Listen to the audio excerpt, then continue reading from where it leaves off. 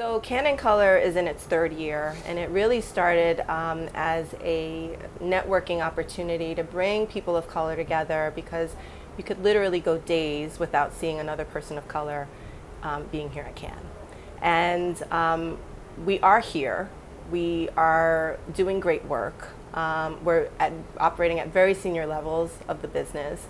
And it was time to create a sense of community for the very few of us that do get the opportunity to come here.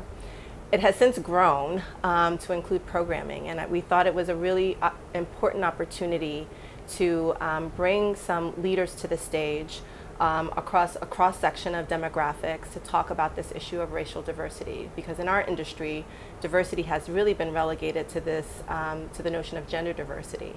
And so we were delighted to host that conversation here and really provide some salient sort of lessons learned through some of the work that both Procter & Gamble and Spotify have done in this area.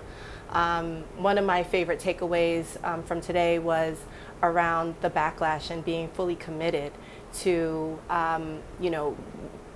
being part of the conversation regardless of the outcome, and kind of taking a stand and standing your ground. In the case of the talk, it was a pretty polarizing response. There were communities that were celebrating the work, and then there were communities that were quite negative about the work. Is Procter & Gamble race baiting?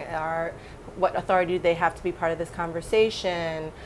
Where was the black father in all of this? So there were lots of opinions shared, but I love the story that Tanisha and Marc told about being committed to the work, weathering the storm, and really making sure that the brand had the authority to be part of that conversation, having marketed to black women, throughout their history, and just having a really strong foundation to stand on.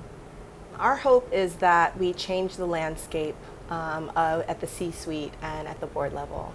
We really need to make sure that we have women, people of color, LGBTQ representation at the board level and at the C-suite. At most companies, that's not the case. And so I'd love to see that shift happen in the coming days and years to come.